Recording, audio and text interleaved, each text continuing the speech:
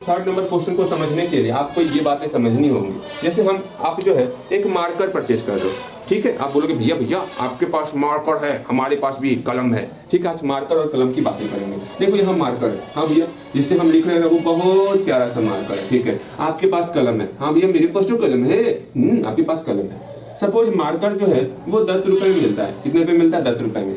कलम जो है वो 5 रुपए में मिलता है, हाँ भैया ठीक है।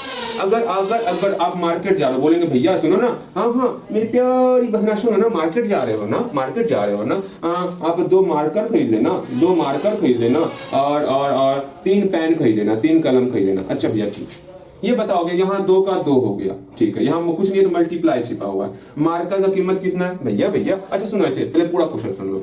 आप 2 मार्कर खरीद रहे हो और 3 पेन खरीद रहे हो, आपको टोटल कितने रुपए पेड करने पड़ रहे हैं वो मैं बता रहा हूँ। अच्छा आप खुद बताओ कितना रुपया आपको लग रहा होगा टोटल।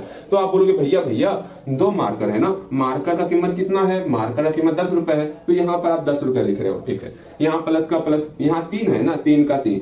पेन कितना है भैया? पेन जो है वो 5 रुपए पेन का कीमत है, यहाँ आप 5 लिख लियो, ठीक है। अर्थात टोटल कितने रुपए लग गए? टोटल 2 गुना 10 मेरा 20 हो गया, प्लस का प्लस 3 पचे 15, अर्थात टोटल जो है आपका 35 रुपीज लग रहे हैं। ये तो समझ में आ गया कैसे क्या करते हैं। लेकिन समस्याएं तब आ जाएंगी जब यहाँ पर ये 10 रुपए नहीं दिया होगा, ये 5 रुपए नहीं दिया रहेगा। यहाँ पर आपको पता ही नहीं है मार्कर का क्या कीमत है। जब पता ही नहीं है तो आप एक्स मानोगे, यहाँ पता ही नहीं है आपको कलम का क्या कीमत है तो वाई मानोगे, ठीक है। हम बोल रहे हैं आप मार्केट जा रहे हो और जो है 2 मार्कर खरीद रहे हो और 3 पेन खरीद रहे हो, इसका कीमत जो है ना वो 35 रुपए है। तब क्या करोगे भैया? क्या करेंगे हमको समझ में ना आ रहा। तो आप बोलोगे भैया सुनिए 2 का 2 हो गया। मार्कर का कीमत क्या हुआ? भैया मार्कर का कीमत तो x रुपए है, तो यहाँ 2 गुना x हो गया, ठीक है। यहाँ प्लस का प्लस, यहाँ 3 का 3। पेन का कीमत कितना है भैया जी? पेन का कीमत तो y है, तो यहाँ y लिख लिए, इक्वल टू 35 हो गया। देख रहे हैं यहाँ पर क्या इक्वेशन बन रहा है। हम जानते हैं 2 और x के बीच में गुना है ना, गुना को दर्शाते नहीं, इसको छिपा के लिखते हैं। हम लोग लिख सकते हैं 2x, बिल्कुल। यहाँ प्लस का प्लस 3 गुना y, यहाँ गुना को छिपा देंगे, अर्थात 3y हो गया, इक्वल टू 35। ये प्यारा सा मेरा इक्वेशन निकल जाएगा। इस प्रकार से इक्वेशन निकालना है आपको, कैसे क्या हो रहा है उसको समझना होगा, ठीक है। अगर हम बोले सुनो अब मार्केट जा रहे हो, आप 2 मार्कर नहीं, अब यहाँ पर मार्कर चेंज कर रहे हैं। आप सुनो ना, आप 7 मार्कर परचेज कर लेना और 5 पेन परचेज कर लेना। आपको जो है ना खर्चे पड़ जाते हैं, वो पड़ जाता है कितना 95 रुपया पड़ जाता है। कितना? 95 रुपया आपको टोटल खर्च पड़ जा रहा है, अगर आप 7 मार्कर परचेज कर रहे हो और 5 पेन परचेज कर रहे हो। भैया ठीक है, अच्छी बात कही आपने। अब इसके लिए इक्वेशन किस प्रकार से बनाएंगे? सिंपल सा, आप बोलो भैया 7 मार्कर ना, 7 का 7 लिख लिए। 1 मार्कर कीमत कितना है? x रुपए, तो यहाँ x लिख लिए, बहुत अच्छे। प्लस का प्लस, यहाँ 5 है ना, 5 लिख लिए। 1 पेन का कीमत कितना है? y रुपए, तो यहाँ y कर दिए, इक्वल टू 95। ये रहा इक्वेशन। देखिए भैया इक्वेशन, आपकी इक्वेशन को आपको समर्पित हो गया।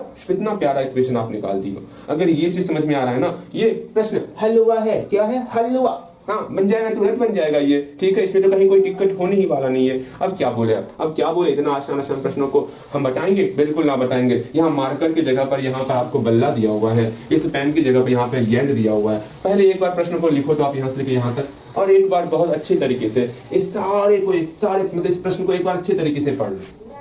एक बार अच्छे तरीके से इस प्रश्न को सिर्फ पढ़ लो, आप समझ में आए ना आए उससे मतलब ना है, आप सिर्फ एक बार पढ़ लो। यहाँ मार्कर की जगह पे आपको लिखना है, अब क्या भैया हम लिखेंगे, मार्कर की जगह पे आपको बल्ला लिखना है, हाँ, और क्या दिया हुआ है, और इस गेंद की जगह पे मतलब इस पेन की जगह पे गेंद लिखना है। ओके भैया ठीक है, अब समझ में आ गया हम क्या करना चाह रहे हैं, आप क्या करना चाह रहे हैं, सारी बातें समझ गए। अब सुनो, अब ध्यान से हम पढ़ेंगे, आपको बताना है।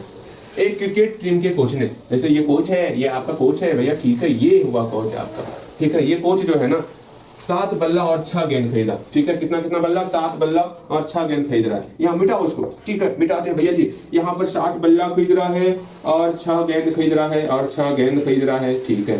कितने रुपए में? 3800 रुपए में खरीद रहा, अच्छी बात है। फिर उसके बाद में उसने जो है 3 बल्ला और 5 गेंद 1750 में खरीदी, ठीक है। बाद में एक और कंडीशन दिया, बाद में 3 बल्ला और 5 गेंद, 3 बल्ला और 5 गेंद, और 5 गेंद कितने में खरीद रहा है? वो 1750 रुपए में खरीद रहा है। तो बताना है प्रत्येक बल्ला और प्रत्येक गेंद का मूल्य क्या है। हम लोग मान लेते हैं प्रत्येक बल्ला की कीमत x रुपए और प्रत्येक गेंद का कीमत y रुपए। जो हमको ज्ञात करने के लिए कहा जाएगा ना, उसी को हम लोग देख करके x और y मानते हैं। बल्ला को x मान लिए, गेंद को y मान लिए। अब सोचना है, हमको क्वेश्चन में कहा गया था 7 बल्ला और 6 गेंद खरीद रहे हैं ना, 3800 रुपए।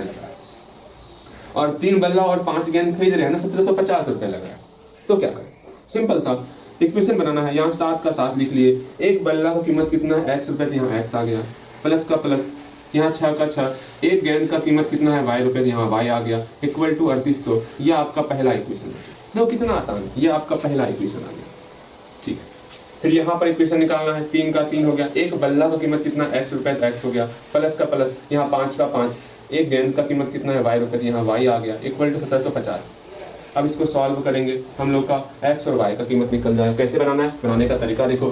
3rd नंबर क्वेश्चन बोलेंगे, माना कि प्रत्येक बल्ला का मूल्य,